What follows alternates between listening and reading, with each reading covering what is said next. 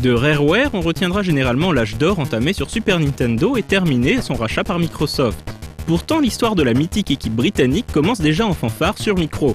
Deux frères, Tim et Chris Stamper, respectivement artistes et programmeurs, fondent en 1982 HB Computers and Graphics, plus connu sous le nom de Ultimate Play the Game. En 1988, Ultimate Play the Game devient Rare, une société familiale puisque les deux autres cofondateurs sont John Lasbury, un ami, et Carol Ward, la future femme de Tim. La famille Stamper aidera même au départ les deux frères. Les premiers locaux seront situés juste à côté du kiosque à journal familial.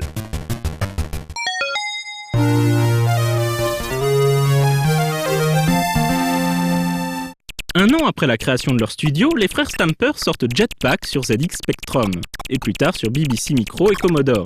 Jetpack repose sur un concept très simple. Vous êtes un astronaute, engagé d'une société qui envoie des fusées en kit. Jetman doit les assembler et s'échapper de chaque planète en faisant le plein d'essence. Sauf que les autochtones n'apprécient pas vraiment les étrangers. Heureusement, Jetman possède un jetpack et un gros flingue. Le jeu repose principalement sur l'inertie de votre ceinture à propulsion, ce qui rend parfois les slaloms entre les ennemis corsés. Tout l'intérêt du jeu réside justement dans sa capacité à vous affoler. Si les niveaux se ressemblent, Tim Stamper a eu la bonne idée de créer des ennemis différents pour chaque stage, ayant leur propre courbe de déplacement. Coup de maître, le jeu est un énorme succès. Un possesseur sur 3 de la machine joue à Jetpack, qui offre à la très jeune société un chiffre d'affaires de plus d'1 million de pounds.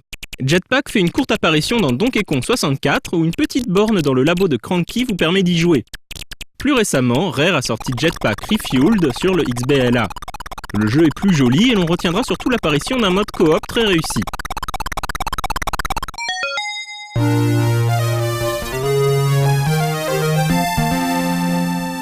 Bourreau de travail, les deux frères sortent une suite directe à Jetpack la même année intitulée Lunar Jetman.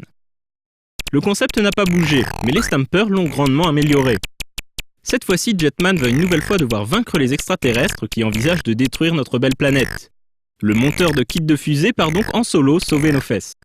Jetman n'a pas cette fois-ci de jetpack illimité, il faudra ménager votre essence.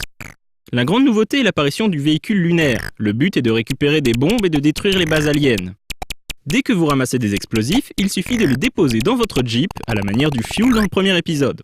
Mais Lunar Jetman est encore plus difficile que Jetpack. Une histoire rôde encore autour du jeu. Une image de fin du jeu existerait. Personne n'a jamais vu l'ombre de cette image malgré l'acharnement des joueurs.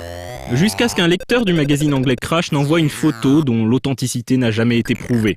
Depuis, le mythe Lunar Jetman perdure mais semble plus tenir de la légende urbaine.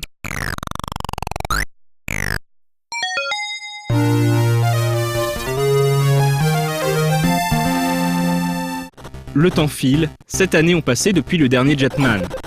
Ultimate, qui à l'époque était souvent associé dans l'imaginaire collectif au Spectrum, est désormais passé voir chez Nintendo. Les Anglais ont même changé de nom, il faudra désormais compter avec Rare. Solar Jetman a été clairement boudé à sa sortie en 1990. Pourtant, le jeu était attendu des quelques irréductibles fans de Jetman. Et cet ultime épisode ne déçoit pas. Développé au départ par d'autres frangins, les Pickford de Zippo Games, Solar Jetman s'appelait à l'origine Iota et ne devait pas faire partie de la série.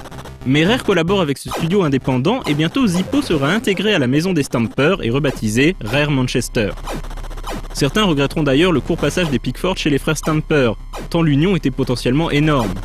Auteurs d'excellents concepts tels que Waitrix sur N64, ces sosies du gros Lebowski reviennent sur la scène indé avec leur studio Z3. Dans cette nouvelle aventure, Jetman part à la recherche des pièces d'un vaisseau de guerre, le Golden Warship. Le plus célèbre assembleur de kits de fusée, plombier italien était déjà pris, part à la recherche de ces parties pour reconstruire le navire spatial.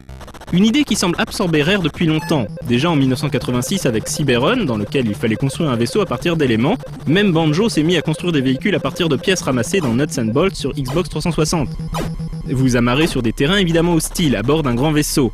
Mais Jetman utilise un petit jetpod pour racler les moindres recoins des planètes à inspecter. Comme chez ses grands frères, Solar Jetman repose sur le principe de l'inertie, ici très développé. Quand le Golden Warship est reconstruit, vous le pilotez alors dans une séquence de shoot horizontale, où la principale difficulté est de ne pas rentrer en collision avec les murs, car vous n'avez qu'une seule vie. Solar Jetman, c'est aussi David Wise aux commandes des musiques. Wise est connu pour son style atmosphérique bien trempé. Les mélodies sont en parfait accord avec le jeu, et Dave bouleverse son style dans l'ultime mission, elle aussi en décalage avec le reste du titre. Avec Grant Kirkhope et Robin Vinland, Wise était l'un des 3 piliers des compositeurs de Rare. Il quitte le navire en 2008 avec Kirkhope et se lance aujourd'hui dans la création indépendante.